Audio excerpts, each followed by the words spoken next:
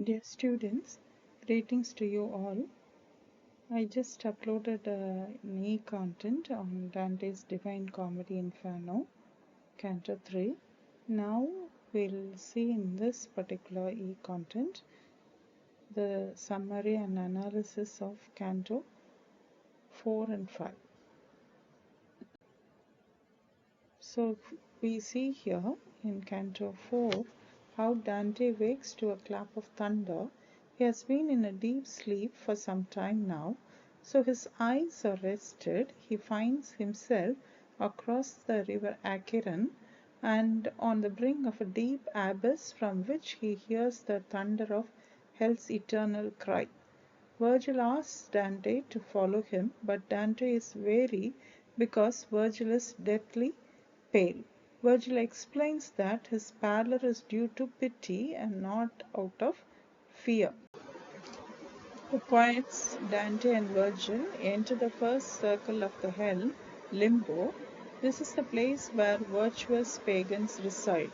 Virgil explains that these shades, that is, the souls, are only here because they were born without the benefit of Christianity, either due to the fact that they were being born before Christ or because the soul was an unbaptized child.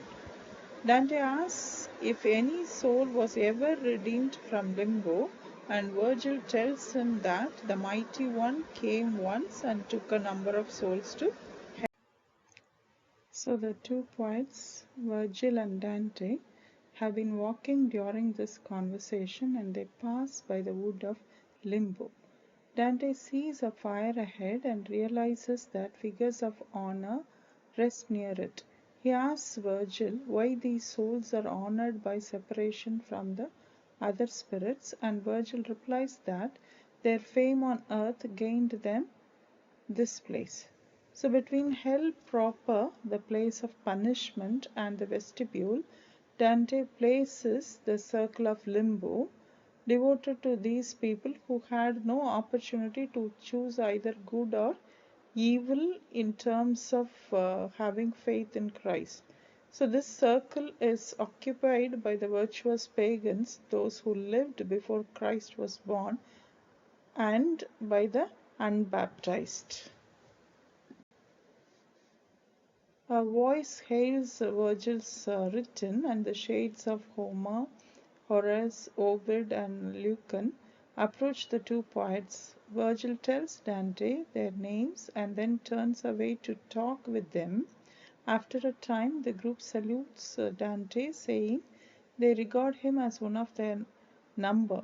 The entire group moves ahead, talking about subjects that Dante does not disclose, and they come to a castle with 7 walls surrounded by a small stream. So many of the shades in limbo, shades here Dante means souls, are not really sinners but people who were born before Christianity. So these virtuous pagans live forever in a place of their creation. The shades that Dante singles out, the souls that Dante singles out, such as Aristotle, Socrates, and Plato, lived by wisdom and thought not about religion, or at least not Dante's religion. Therefore, the hell that they reside in allows them to reside in human wisdom but without the light of God. Dante and Virgil, they pass over the stream, go through the 7 gates, and reach a green meadow. Dante recognizes the figures of authority dwelling there, and as the poets stand on a small hill, Dante gives the names of rulers, philosophers, and others who are there, and regrets he does not have time to name all the philosophers. Prominent among the philosophers are Socrates, Plato, Cicero, Seneca, and the master of those who know, that is, Aristotle himself.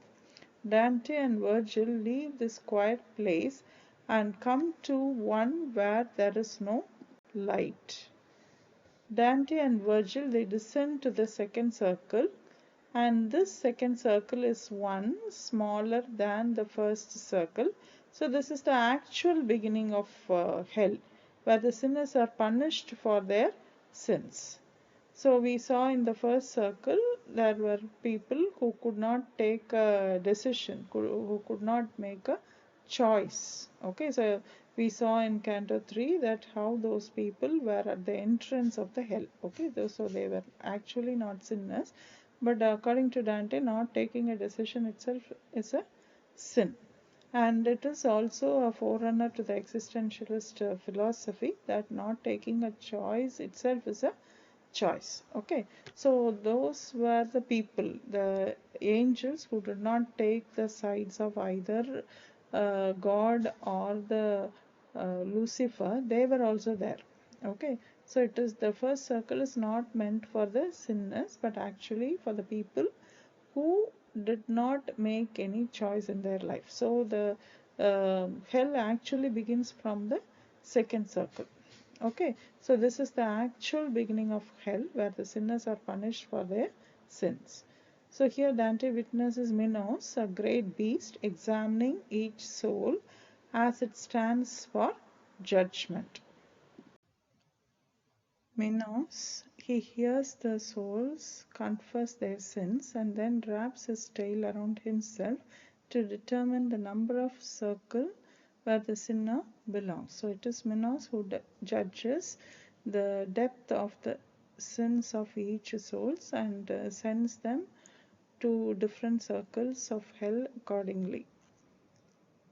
So Minos tells Dante to beware of where he goes and to whom he turns to. Minos cautions Dante against entering, but Virgil silences him first by asking him why he too questions Dante as Charon the ferryman did, and then by telling him in the same words he used to tell Charon that it was willed, and what is willed must occur.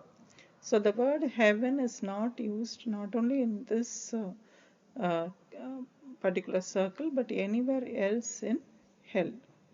So the second circle of hell is actually the beginning of hell, which we discussed earlier, and it is here the punishments of hell begin. And Minos, who is the mythological king of Crete, sits in judgment of the damned souls.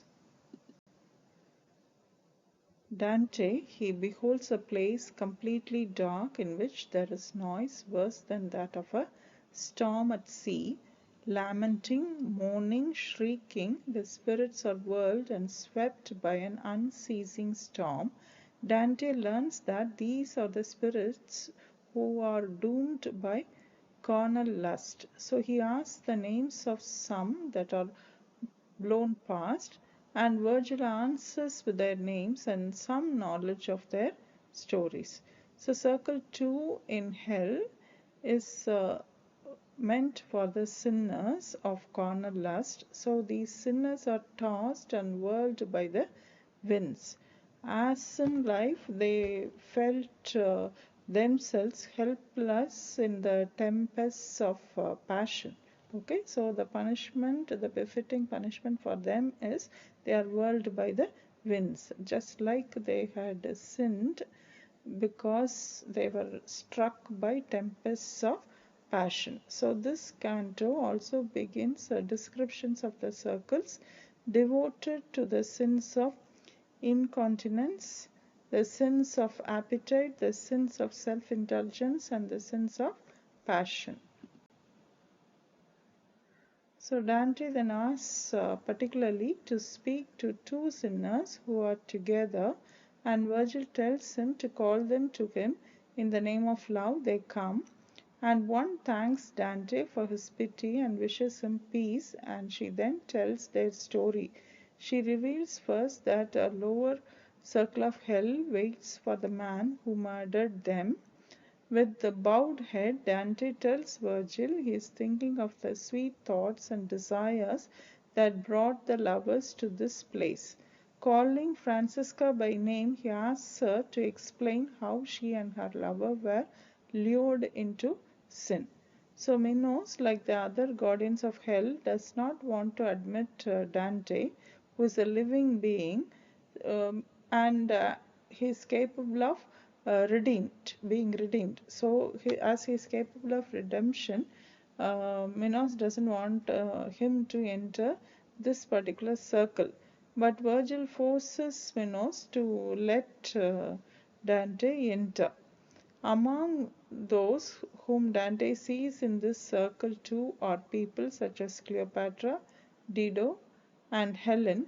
Some of these women, besides being adulteresses, they have also committed suicide. Francesca replies that a book of the romance of Lancelot and Guinevere caused their downfall. They were alone, reading it aloud, and to many parts of the book seemed to tell of their own love. They kissed, and the book was forgotten. We read no more that day.